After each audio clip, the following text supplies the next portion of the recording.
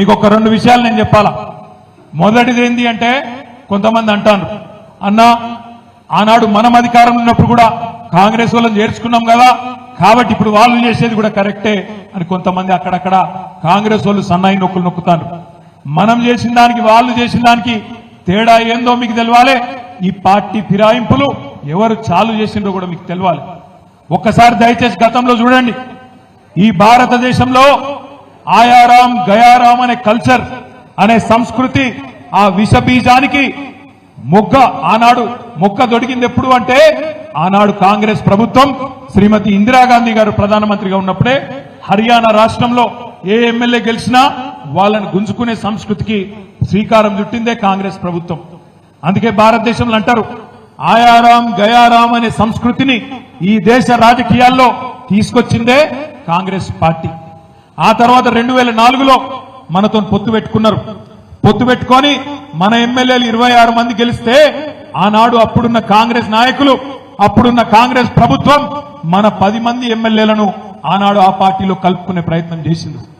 చేసిన తర్వాత 2014లో ఈ రాక్షసులతో కొట్లాడి ఇదే కాంగ్రెస్ పార్టీ మెడలు వంచి మీ ఆశీర్వాదంతో, తెలంగాణ ప్రజల దయతో ఆనాడు కేసీఆర్ గారి నాయకత్వంలో తెలంగాణ సాధించుకున్న తెలంగాణలో 2014 తర్వాత మీ అందరికీ యాదకుండాలి, ఈ రోజున్న ముఖ్యమంత్రి రేవంత్ రెడ్డి 50 లక్షల రూపాయలతో మన ఎమ్మెల్యేలను కొనుగోలు చేసేందుకు ఆనాడు వచ్చి అడ్డంగా దొరికిపోయి జైలుకు కూడా పోయిన విషయం కూడా మీ అందరికీ కూడా యాదకుండాలి. ఆ రోజు మన ప్రభుత్వాన్ని పడగొట్టే ప్రయత్నం చేస్తే, మన ఎమ్మెల్యేలను పైసలు పెట్టి ఎత్తుకపోయే ప్రయత్నం చేస్తే, తెలంగాణ కొత్త రాష్ట్రంగా ఏర్పడ్డా వీళ్ళు నలుపుకోలేకపోతున్నారు.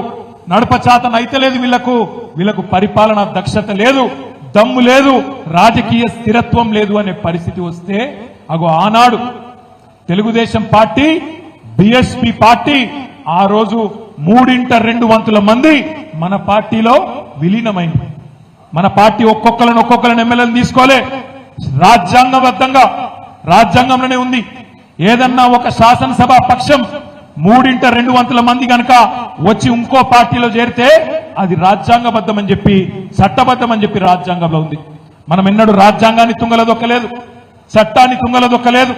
బీఎస్పీ 2 ఎమ్మెల్యేలు గెలిస్తే వాళ్ళిద్దరు వచ్చి చేరిండ్రు. 15 మంది టీడీపీ ఎమ్మెల్యేలు గెలిస్తే 10 మంది వచ్చి చేరిండ్రు. కాంగ్రెస్ వాళ్ళు 18 మంది గెలిస్తే 12 మంది వచ్చి చేరిండ్రు. రాజ్యాంగబద్ధంగా 3/2 మంది శాసనసభ్యులు వచ్చి చేరిండ్రు తప్ప ఒక్కొక్కడు వచ్చి ఒక పార్టీలో గెలిచి ఇంకో పార్టీ కండువా కప్పుకోలే. కానీ ఈ రోజు నేను అడుగుతా ఉన్నా రేవంత్ రెడ్డిని, ఏమన్నాడు రేవంత్ రెడ్డి ఆనాడు కాంగ్రెస్ ఎమ్మెల్యేలు చేరుతున్నప్పుడు ఏం మాటలు మాట్లాడిండో ఒక్కసారి మీరు వినాలని చెప్పి ఈ టీవీ పెట్టిపించినాం. ఒక్కసారి వినండి, అది ప్లే చేయమని చెప్పి మా తమ్ముని కోరుతా ఉన్నా. ఈ వేదిక మీద నుంచి చెప్తున్నా, కాంగ్రెస్ పార్టీలో టికెట్లు పొంది గెలిచిన వాళ్ళు పార్టీ ఫిరాయిస్తే మా కార్యకర్తలకు విజ్ఞప్తి చేస్తున్నా, రాళ్లతో కొట్టి చంపండి, గ్రామ బహిష్కరణ చేయండి. ఆ సన్నాసులు మీ చెమట మీ రక్తాన్ని దారపోసి భుజాల మీద మోసి మీరు గెలిపించి శాసనసభకు పంపిస్తే, ఈ సన్నాసులు ప్రలోభాలకి లొంగిపోయి పార్టీలు ఫిరాయిస్తున్నారు. నేను కాంగ్రెస్ పార్టీ కార్యకర్తలకు ఒకటే విజ్ఞప్తి చేస్తున్నా, ఎవడైతే మన పార్టీ హస్తం గుర్తు మీద గెలుస్తాడో రాజీనామా చేయకుండా పార్టీ మారితే రాళ్లతో కొట్టండి, రాళ్లతో కొట్టి చంపండి. గ్రామాలలో అప్పుడప్పుడు చూస్తుంటాం, పిచ్చి కుక్కలు ఊర్లో స్వైర విహారం చేసి ప్రజల్ని తరిస్తే తరిమి రాళ్లతో కొట్టేట్లయితే చంపుతారో, కాంగ్రెస్ పార్టీ బీ ఫామ్ మీద గెలిచి రాజీనామా చేయకుండా పార్టీ ఫిరాయించిన వాళ్ళను రాళ్లల్లో ఊర్లలోకి వస్తే రాళ్లతో కొట్టండి అని చెప్పి నేను కాంగ్రెస్ పార్టీ కార్యకర్తలకు విజ్ఞప్తి చేస్తున్నా. మరి ఇప్పుడు మనం ఆలోచించాలా, ఇప్పుడు రేవంత్ రెడ్డి చెప్పాలా, ఎవరు పిచ్చి కుక్క, మరి ఎవలను రాళ్లతో కొట్టి చంపాలా? ఒక పార్టీ బీఫామ్ మీద గెలిచినోడు ఇంకో పార్టీలకు పోతే మీ చెమటతో మీ రక్తంతో మీరు గెలిపిస్తే గెలిచినోడు ఇంకో పార్టీలకు ఫిరాయిస్తే ముఖ్యమంత్రి రేవంత్ రెడ్డి చెప్పిండు, ఏమన్నాడు? రాళ్లతోని కొట్టి చంపమన్నాడు. నేను అంటలేను, నా మీద కేసు పెట్టగలరు, ఆయన పేపర్ వాళ్ళు ఉల్టాపుల్టా రాసేది. నేను అంటుంది ఏంటంటే, రేవంత్ రెడ్డి చెప్పిండు, మరి ఇలా ఎవరిని కొట్టాలి రాళ్లతోని? రేవంత్ రెడ్డిని కొట్టన్నా? పిచ్చి కుక్కలేక ఎవరిని కొట్టాలి? లేకపోతే మీ ఎమ్మెల్యే సంజయ్ని కొట్టన్నా? ఎవరిని కొట్టాలి మరి? అందుకే అంటున్నా, ఎవ్వని రాళ్లతోనో ఇంకోటి దాంతోనో కొట్టే అవసరం లేదు. రేవంత్ రెడ్డి నువ్వు మొగోనువైతే నీకు దమ్ముంటే తీసుకున్న 6 ఎమ్మెల్యేలతో రాజీనామా చెప్పి ఓట్లతోని కొట్టి ఆ 6 కూడా శాశ్వతంగా రాజకీయ సమాధి చేసే బాధ్యత తెలంగాణ సమాజం తీసుకుంటుందనే మాట నేను విజ్ఞప్తి చేస్తున్నా. రేవంత్ రెడ్డి రెగ్యులర్ గా అంటుంటాడు మొగోనివైతే ఇది చేయి, మొగోనివైతే అది చేయి. నేను అంటున్నా రేవంత్ రెడ్డి మొగోనివైతే ఆ 6 రాజీనామా చెప్పి ఎలక్షన్లకు రా, జగిత్యాల ప్రజలు సమాధానం చెప్తారనే మాట నేను విజ్ఞప్తి చేస్తా ఉన్నా. ఇంకొక మాట, ఒక్క రేవంత్ రెడ్డే కాదు, కాంగ్రెస్ వాళ్ళందరూ మాట్లాడిన శుద్ధపూసలు లెక్క. ఇక వాళ్ళ అధ్యక్షుడు కాబోయే ప్రధానమంత్రి అట, ఇప్పుడు leader of opposition Rahul Gandhi, ఆయనేం మాట్లాడిండు అది కూడా పెడతాను. भाइयों बहनों, अदानी जी और मोदी जी एक हैं। यहां की जो सिंगरेनी की माइंस हैं उनको हम प्राइवेटाइज नहीं होने देंगे।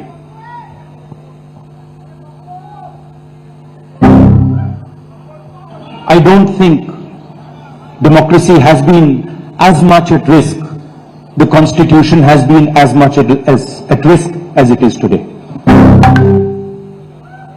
भाइयों बहनों, ఆయన ఏం చెప్పిండంటే రాహుల్ గాంధీ గారు, నెక్స్ట్ ఆ జీవన్ రెడ్డి సాబ్ కూడా పెట్టవాలి. రాహుల్ గాంధీ గారు చెప్పిండు, ఏం చెప్పిండు, ఒక పార్టీలో గెలిచి ఇంకో పార్టీలో ఫిరాయిస్తే, ఒక పార్టీలో గెలిచి ఇంకో పార్టీలో ఫిరాయిస్తే ఆటోమేటిక్ డిస్క్వాలిఫికేషన్ చేస్తా అని నరికిండు. రాహుల్ గాంధీ ఎక్కడనో కదా హైదరాబాద్ లో తుక్కు కూడా మీటింగ్ పెట్టి మేనిఫెస్టోలో పెట్టి, ఇప్పుడే రమణ యాద్ చేస్తుండు, మేనిఫెస్టోలో కూడా పెట్టిండు. మేనిఫెస్టోలో పెట్టుడే కాదు, దానికి ఒక అందమైన పేరు పెట్టిండు, న్యాయం అట, న్యాయం, పాంచ్ న్యాయ్ అని పేరు పెట్టిండు. ఆ పాంచ్ న్యాయాలు ఏమున్నది, ఎవడన్నా ఒక పార్టీలో గెలిచి ఇంకో పార్టీలో పోతే దొంగలలో కలిస్తే వాడిని ఆటోమేటిక్ డిస్క్వాలిఫికేషన్ చేస్తా అని ఈ మొగోడే చెప్పిండు ఈ సిపాయి. ఇక దాని మీదకెళ్ళి పాపం మన జీవన్ రెడ్డి సాబ్ 2-3 రోజులు ఆగమాగమైంది.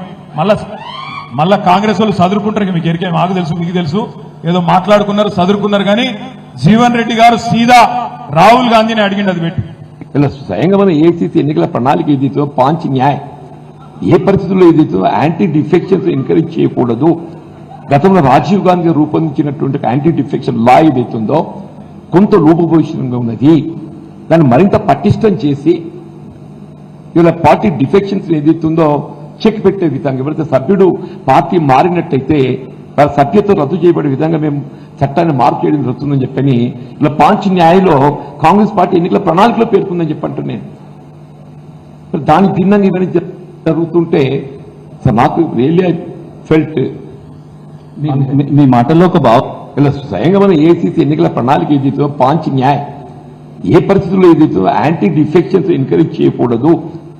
జీవన్ రెడ్డి సాబ్ చెప్పింది విన్నారా, ఒక పార్టీలో గెలిచినోడు ఇంకో పార్టీలో మారద్దు అని మేమే పెట్టినాం మేనిఫెస్టోలా, మరి ఇప్పుడు సిగ్గు తప్పి మళ్ళీ వాడిని చేర్చుకుంటున్నారు ఎట్లా అని జీవన్ రెడ్డి గారు కూడా పాపం ఆక్రోశం వెళ్ళగక్కింది.